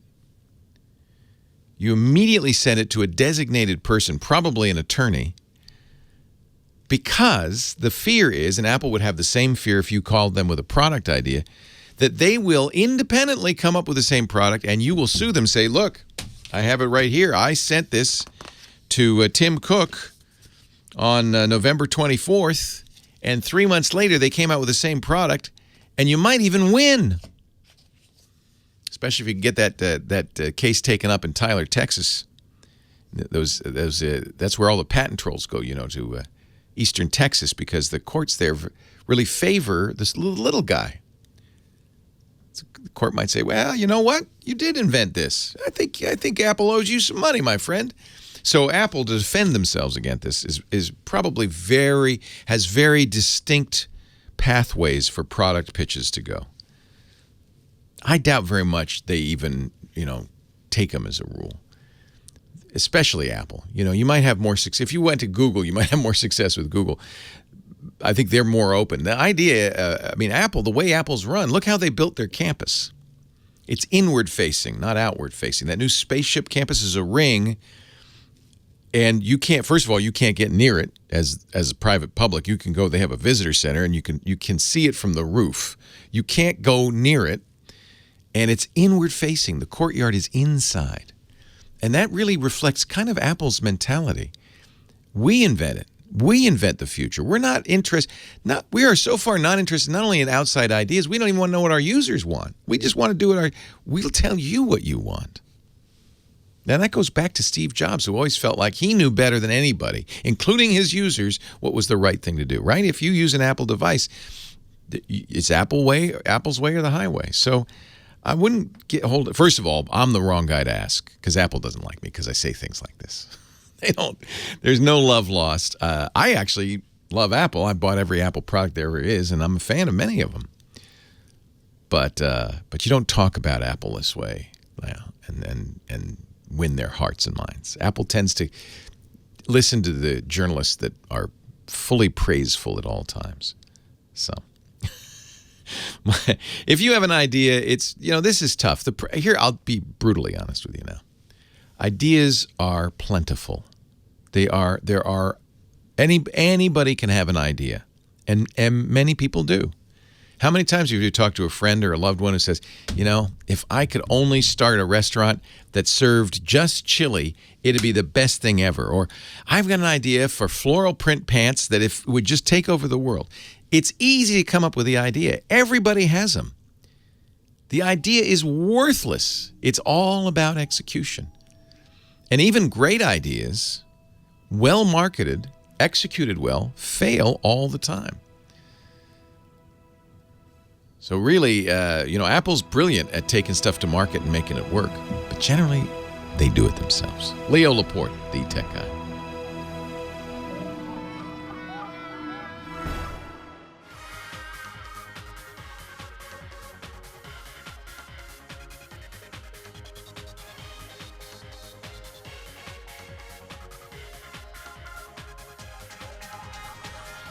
Well, hey, how are you today? Leo Laporte here, the tech guy. Time to talk computers, the internet, home theater, digital photography, smartphone, smart watches, augmented reality, artificial reality. No, there's no. Is there anything called artificial reality? I guess that's what virtual and augmented reality are, in a way, right? 88 and video games. 8888 Ask Leo. We'll talk about those too. There's a game called PlayerUnknown's Battlegrounds. Have you played it yet? It's on the PC. It's on Steam. It's coming to the Xbox at the end of December. It's really popular. And, it's not for the kids. It's a shooting, game, except it's kind of got an interesting... I like the plot line. It's what they call a battle royale, kind of like the Hunger Games. You're dropped into a very realistic, large, vivid world with 99 other people, and you just you're dropped at a random location. You may be standing right next to somebody, or you may be somewhere all alone. There are weapons and other items stored all over the place, and your goal is to go around, get as many weapons as you can, kill as many people as you can, and be the last man standing. Horrible, isn't it? Very popular. But what's interesting is it's hugely successful. It's an independent game, not from a big game company, and it's doing fantastic. I haven't played it yet. I look forward to getting it on the Xbox when it comes out because I'm that kind of bloodthirsty person. Yeah, I don't know. You know why games are so violent? Besides the fact that people buy them, it turns out to be a fairly easy thing to do in software. The first video games on simple computers. The first one you might have run into was Pong. You ever play Pong? 2 paddles and a square ball. Wasn't even round because they couldn't do round. Didn't have enough dots. that went back and forth. And the reason it's easy to do is because it's easy to animate the ball, easy to animate the paddles, and collision detection turns out to be a fairly easy thing to do. At first in software, and then with the early computers like the Atari, built into hardware collision detection. The ball ran into the paddle. Okay, reverse direction was an easy thing to do in software. Bonk, bonk, bonk, bonk, bonk. Well, it turns out collision detection became so popular that many, many games were written around this notion of something running into something else. And, of course, it didn't take long before, because boys will be boys, it ended up being a bullet running into a person or a monster or a ghost. And, projectile weapons, very easy to do in software. Now, of course, once people started writing those games, and they did very early, they became very popular, and they are easily the most popular type of video game out there by far. Sports games are popular. Harder to write, though. That's a harder game to write. Driving games popular, but nothing like shooting games.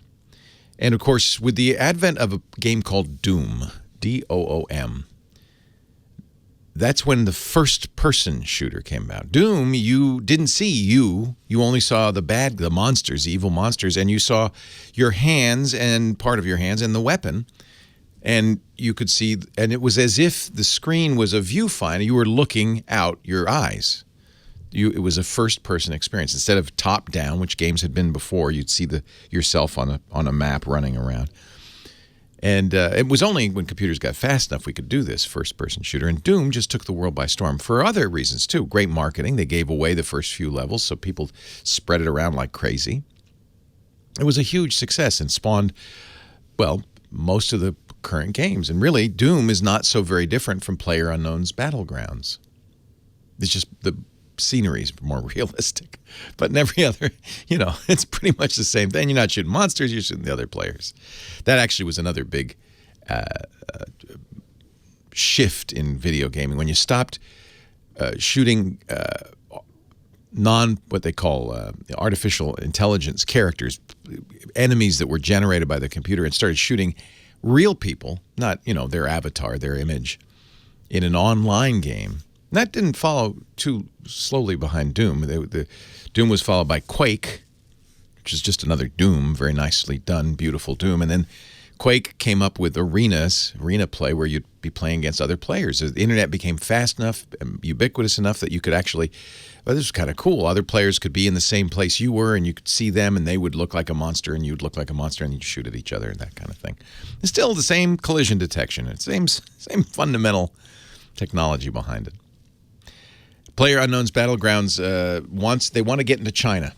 They want to get into China in the worst way. That's a market every computer company wants to get into. 1 billion consumers. They love technology. They buy it like crazy.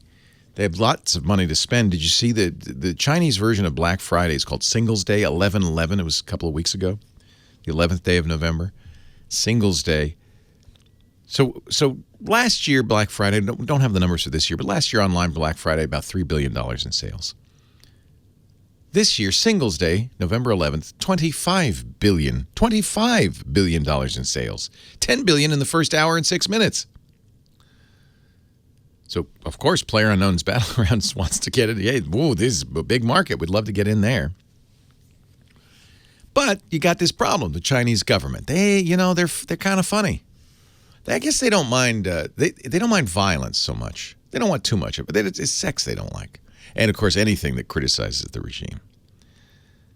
So they're trying to make PlayerUnknown, and this is how they're going to sell it in China. The way they got it in China, they have socialist messages in the game. Now I haven't seen it. I don't know. Does that mean a billboard that says "Long live the 5-year plan"? Workers of the world unite. I don't know what a socialist. I don't know what that looks like. But the creators of PUBG, PlayerUnknown's Battlegrounds, the creators of that said, we'll put some socialist messages in there. We'll put some billboards in there. We'll put some ads in there. Okay. That's how important it is. And very few countries, Apple has already pulled VPN programs out of the App Store, and now Skype has disappeared from the App Store because the Chinese authorities don't like people using Skype because, why? Same reason our authorities don't like it. They can't listen in. It's encrypted. They don't want people having conversations they can't listen to. Be a little hard to ban Skype in the U.S. It's coming, but for now anyway. But in China, no problem. So Apple and Microsoft makes Skype. Companies that have app stores in China, no, they don't sell it anymore. Can't get it. Can't get it. Yeah, let's see. Mike B says he's found. Are those some images, Mike, of the Player Unknown's Battleground in the Chinese version? I'd love to see what that looks like. I'd like to get it. I would like to get. Maybe you carry a red banner. That would be something. 8888 Ask Leo. The website, techguylabs.com. If you have a question, give me a ring. You can also join us in a chat room. We've got a great chat room. I mention it all the time. Knox Harrington in the chat room says, the game stops and you have to read quotes from Chairman Mao's little red book, and then you can play some more. Maybe. I don't know. Chat room is irc.twit.tv, but you'll also find a link at our website, techguylabs.com. That is free, by the way. There's no charge for any of that, no sign-up even. We don't want your email address. You can even use a phony name, a handle, as the kids call it in the chat room.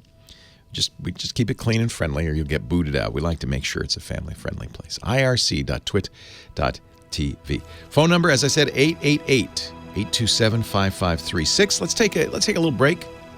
Clear the decks here, and we will take some of your calls, answer some of your questions when we come back. Leo Laporte, the tech guy.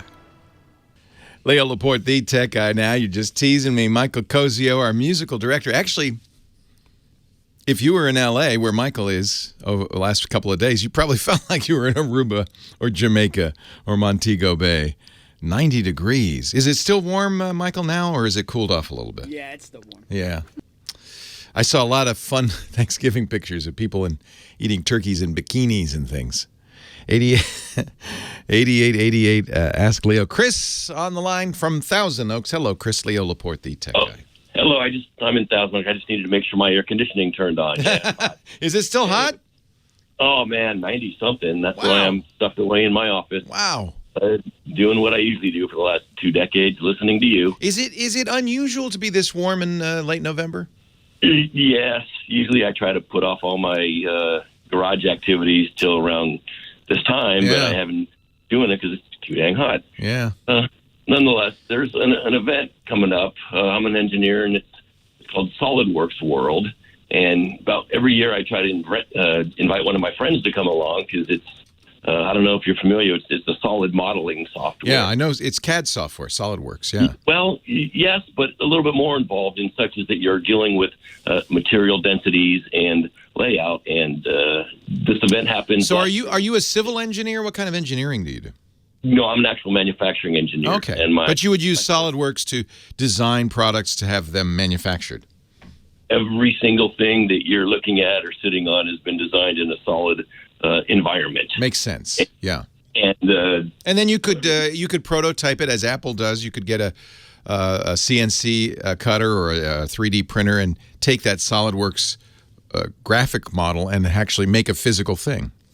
Yes, and one of the things that last year it was at Staples Center, and this year, I think next year they move them around, and it's international. There's I think there was over 6,000 people last year, and there's people from Japan and in France of all people, and actually one of the speakers that they had there was what they call an ethics engineer, and he mentioned the programming necessary. And this, I'm trying to relate this to your show, of course. Thank you. You don't have to, but thank you. Okay. Well, he mentioned the Tesla, and of course I thought of you because I do drive one, and I'm a fan. Yeah. And he talked about the ethics engineering aspect of it, about how this smart technology, if there's a school bus coming at you, is it going to, regardless of the fact that you own the car, Is it going to? Yeah, you're talking about self-driving vehicles, and it isn't. Tesla's nowhere near that level 4 or 5 self-driving where it would have to make a decision like that. Right. But they often talk about the trolley car scenario. The idea being that as a human, you might be confronted as you drive down the street with a tough ethical decision. You're going to run into something. Are you going to run into a school bus full of kids, or that 92-year-old person slowly crossing the street? And as a human, you might make a value judgment. But what does a computer do? Does it calculate, well, how many lives it would save? But the computer doesn't know that 92-year-old person maybe invented a form of theoretical physics that's going to change time travel as we know it, because it doesn't know that. And I have not talked to designers of smart software, but it is my sense, and I would love to hear from somebody who's working on this, that this is kind of a red herring.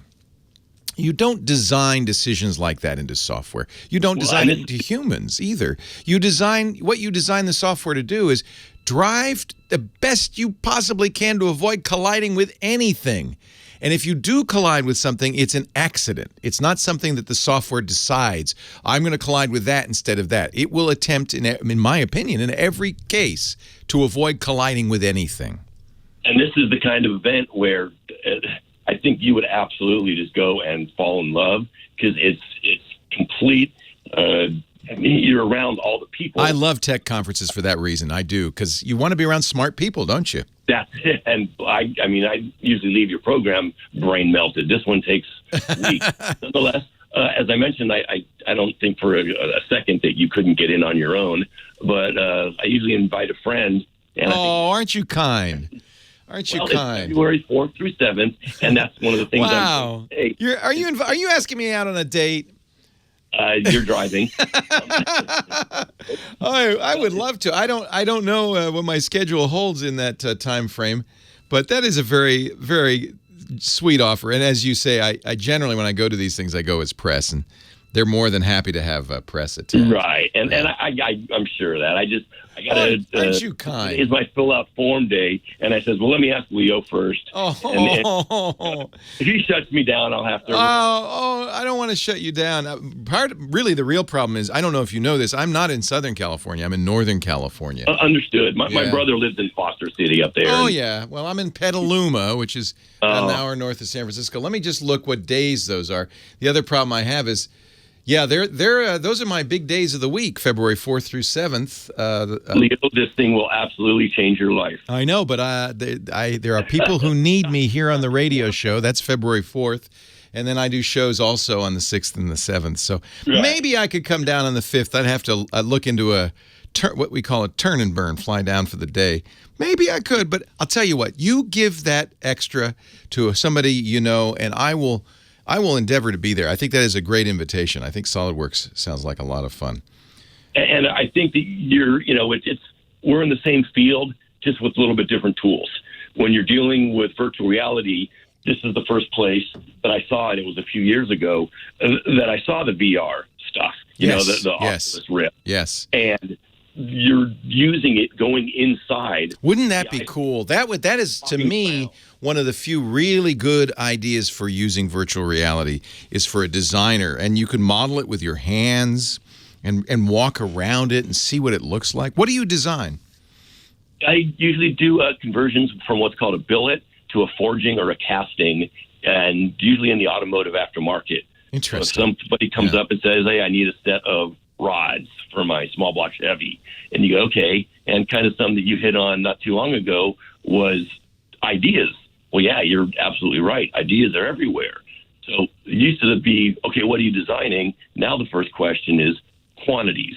Yeah, can you make it? Can you manufacture it? And Apple really showed that, because when they design an iPhone, it's not just pretty. They have to know that they can make 100 million of them in 6 months. Right. That's a lot. Yeah. They contracted with Samsung for 90 million OLED screens. 90 million. That blows me away, because my quantities usually deal in the 5 to 5,000 range. And by the way, 90 million, and they got to all be perfect. Yeah. Wow. And what we can usually do now, and I know you got to move on, so I'll finish up with this. But if we wanted to do, say, a iPhone holder for your Harley Davidson, well, I don't really even need to have the iPhone or the Harley Davidson. No, you need the models. I download it. Yeah, that's awesome. I send it to a CNC. If you've ever wondered how iPhone cases come out the day the iPhone comes out, that's how. Oh, it's amazing. That's how. Hey, it was great talking to you, Chris. You're the first person who's ever asked me for a date on the show. In my whole life, I've been working in this business for many years. Thank you. Well, you're the first person that's, well, I said say I'm sorry down, but sorry to turn you down, but thank you. Leo Laporte. I'm blushing. The tech guy.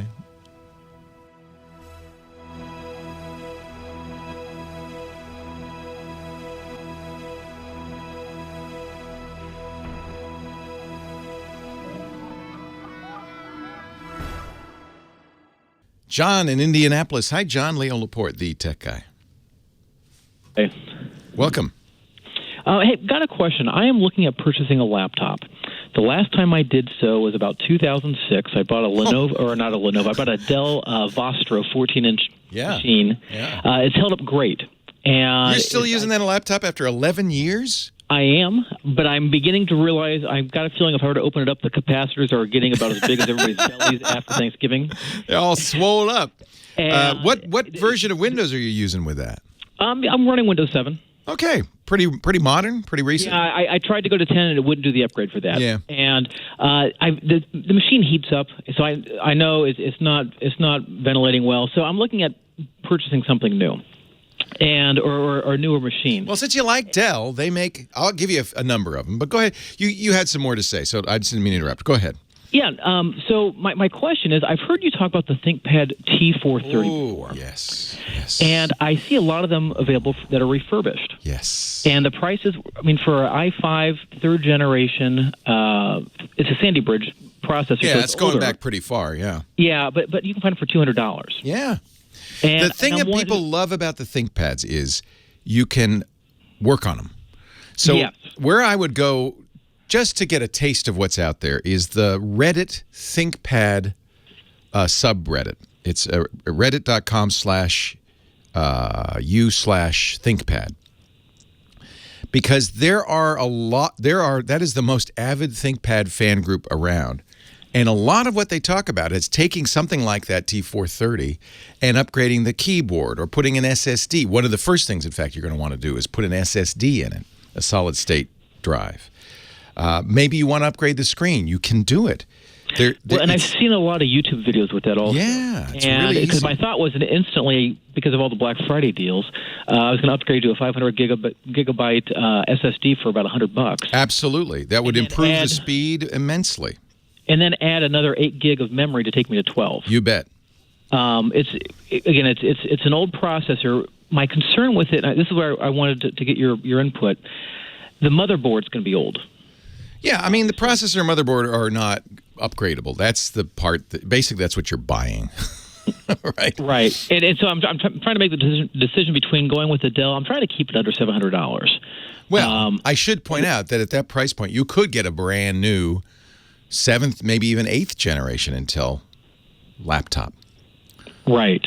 And I'm looking at a business machine. I think that I have a T470. I have a T470, which is, of course, the current 400 series, T400 series from Dell. Lenovo ThinkPad. These things are tanks. That 430, if it's been well kept up, is probably in great shape. Has a better keyboard, frankly, than this 470. And is eminently upgradable. So if you're handy, you don't mind opening that thing up, putting stuff in. And I've built desktops before. Yeah, it's similar to that. If you look at the ThinkPads, they have standard Phillips screws in them. They're easy to get into. The parts are widely available. Unlike other companies, Lenovo doesn't kind of keep a lid on those. You've watched the video, so you kind of have an idea of what you're getting into. I think that's for somebody who's really motivated, I think that's a great thing to do. And you could get a more recent one even if you wanted. Spend a little bit more, yeah, I mean, my big concern was more so with a refurbished machine, which I've not bought a refurb before. Yeah, no, and it being a motherboard, because I know if that board goes out, then you got to try to go down that. Well, it was $200. Really worth it. It was $200, exactly. Right? Not a huge expense. Some of your time, you'll be able to keep the SSD and put it on another machine. In fact, that's one thing. that motherboard isn't going to give that SSD everything it deserves because it's not going to be as fast as a more modern motherboard. So you probably, you're not getting PCIe speeds or better, which the SSD could use. But still, it's going to be a lot better than a spinning drive on there. So, and what I'm wanting to use it for is web browsing, things like that. Perfect. Relatively light, but I've also got a couple of. I'm a meteorologist, so I've got some radar programs I use that are a little more Windows heavy, and then also some occasional video editing, but nothing too intensive though. The truth of it is that Intel isn't really making massive leaps with every generation. So you're 5 generations behind with that i5 Sandy Bridge. But on the other hand, it's not 5 times faster to get an 8th generation Coffee Lake. It's maybe 50% faster at best.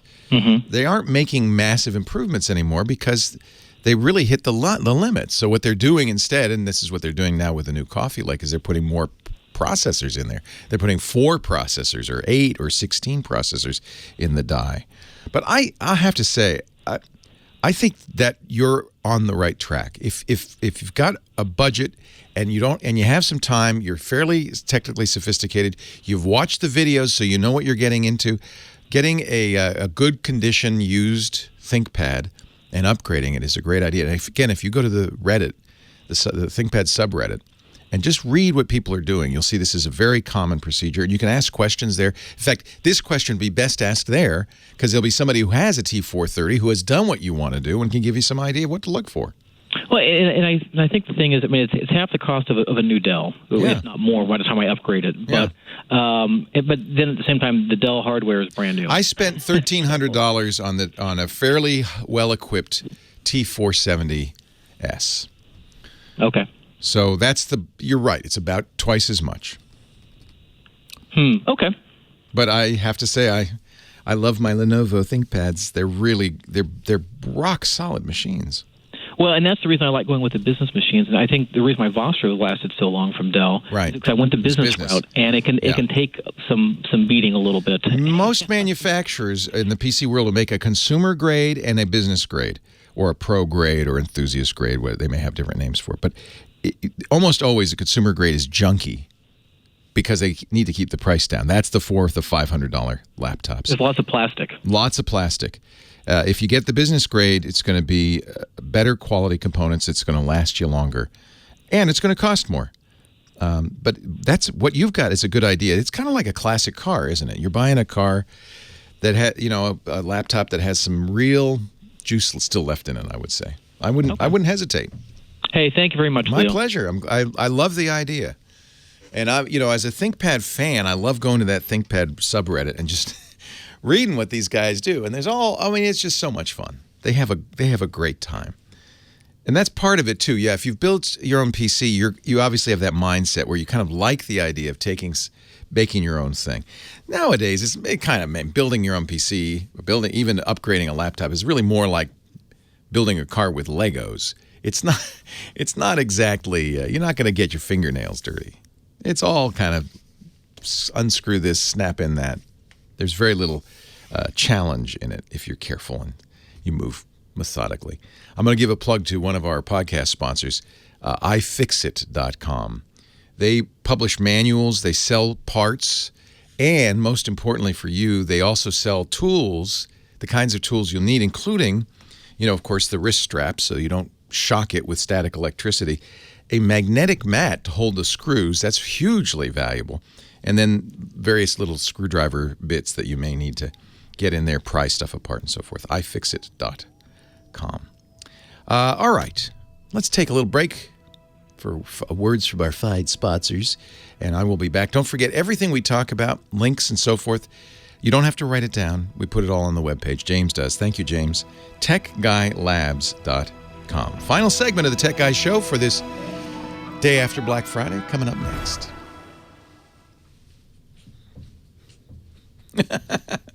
Michael Cozio, our musical director, always plays a disco song for this guy right here, Dick DiBartolo.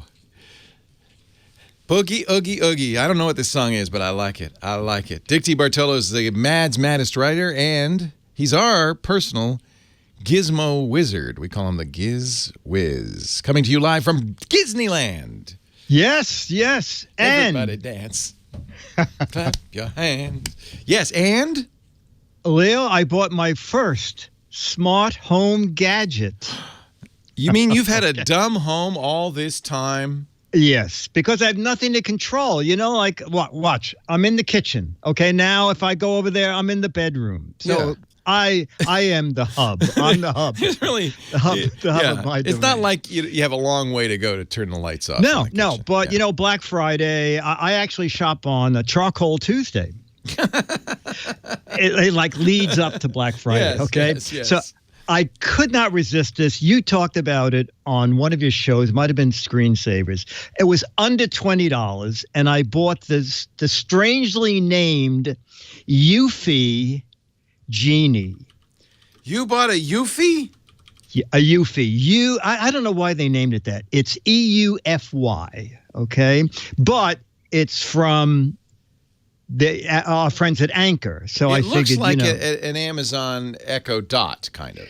Yes, exactly. So it's the first thing I ever owned, and you'll appreciate this. I plugged it in, and the first thing I asked it is, I won't say the name because it triggers them Say all Eufy. over. Say Eufy. Yeah, Eufy, play a disco song from Donna Summer.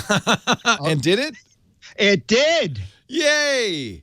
And then Dennis Wonderland, my partner, came in and said, play something from Blossom Dearie. Oh, Lord. And it knew that? It knew that. Wow. So I'm going, you know, this is pretty good for $20. You finally welcome to the 21st century. Yeah. Now, how does the speaker sound in this? Because one of the problems with the Echo Dot, it's very tinny speaker. You know what? Just judging from the dimensions on both of them, this one is about a third bigger. And reading reviews, people seem to think this sounds a little bit better. I mean, it's not going to be your main thing, but on top of a desk, it sounds fine. Now, and it's the drawback- Amazon voice services. It's Echo in yes, there, exactly. right? Yeah. Exactly. Can you now? Here's my question: can you connect it to speakers? You know what? There's no Bluetooth in this. Oh. But in the box, there's a 5-foot audio cable. See, that's so you better can- anyway. I think that's better than Bluetooth. Yeah, you don't have to worry about breakup or dropping signals or anything. Right. So then, you know, I'm liking this a lot. So yesterday, Black dear. Friday. Oh no. Yes, Amazon has Oh, no. dropped the Echo to $29. Yeah. So you bought that too? Well, yes, but it gets better. And I think this offer is coming back for Cyber Monday. When you click on buy it, it's $29.95. When you click on buy it, it says, would you like to spend $5 more and get the $31 Telelink smart switch? Ooh. So I said, yeah. Because then you can talk to your lights. I can talk to my lights or turn on things that plug into this. So now I am hooked. So now I have 2 smart home gadgets. It really goes crazy after that, Dick. Yeah. I gotta warn you. How many of you? I don't lost count. I go into my office. There's ones that are unplugged that are not in use. I have so many. Because I keep buying them. Like this, I shouldn't buy this Eufy, but at $20, boy, that's tempting. I got nowhere to put it. Wow. I know. EUFY. And the website, I mean, you can buy it on Amazon, but the website is Eufy Life, EUFYLIFE. Yeah, but for this weekend, for $5, let's see, I paid $20 for it. I think it's back to $25. So you might as well put $5 more and get the dot plus switch. And you can get the dot, and then add $5 to that, and you'll get the dot and the switch. Has your dot arrived?